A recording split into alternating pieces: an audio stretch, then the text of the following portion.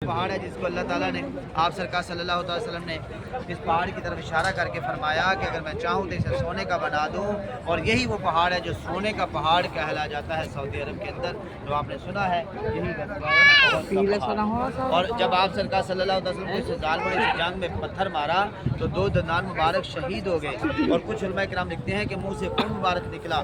आप पीछे हटे, टेक लगाई तो ये पहाड़ खुद ब खुद फट गया। आप वहाँ पर तशरीफ़ फरमा हुए। और यही वो पहाड़ है जिसको अल्लाह ताला ने बोलने की चलने की ताकत दी।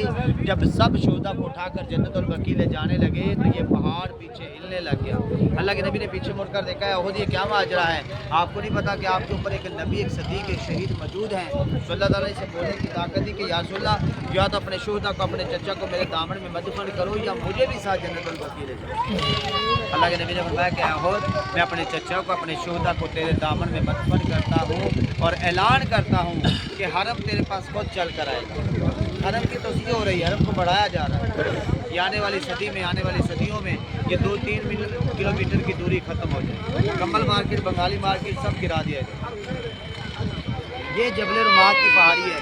अब आपको अंदाज़ा तो हो गया होगा जो मैंने आपको गाड़ी में बताया कि जो माशाल्लाह उलमा फरमाते गए, बताते गए कि इस पहाड़ी के ऊपर नहीं जाना चाहिए। तो चंद लोग हैं, ये देखिए यहाँ कुछ हासिल होता है।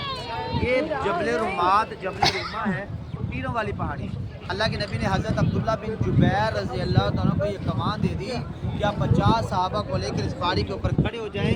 हमें जंग फतह हो, शिकस्त हो, ये पहाड़ी नहीं छोड़ना।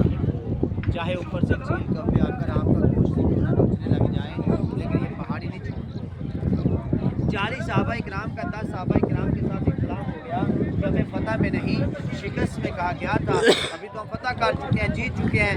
जब वो नीचे देखते हैं तो 20 सहाबा इकराम माले गनीमत इकट्ठा कर रहे होते हैं। जंग खत्म हो चुकी होती है और ऊपर से 40 भी नीचे आ जाते हैं।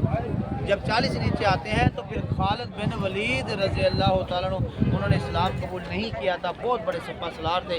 वो अपना लश्कर को लेकर पहाड़ी के पीछे चले आते हैं। फिर वो मशरक़ से वादी अकीक से आते हैं, वो नहर से आते हैं जिससे हम गुजर कर आए हैं। इस नहर से आकर वो पीछे चढ़कर हमला करते हैं, जिसमें हमारे 70 सहाबा इकराम शहीद हैं। ये जंग फतह में शिकस्त में तब्दील होती है। अभी हम जालियों के पास जा रहे हैं। भाई साहब, जालियों के अंदर आपको 2 कब्रें नजर आएंगी। कितनी? 2। आगे वाली कब्र में एक ईंट ऐसे खड़ी होगी, इसमें हज़रत सैयदना मीर हमज़ा होंगे, आप सरकार के चचा जान। उसके पीछे वाली कब्र में 2 पत्थर ऐसे जुड़े होंगे, उसमें 2 सहाबा इकराम, हज़रत मुसा बिन उमैर, अब्दुल्ला बिन जैश रज़ी अल्लाह तआला। उसी के अंदर मैं आपको 25 की दीवार दिखाऊँगा, खड्डा सा दिखाऊँगा। उसमें 67 सहाबा इकराम की शफाई कब्र एक ही कब्र।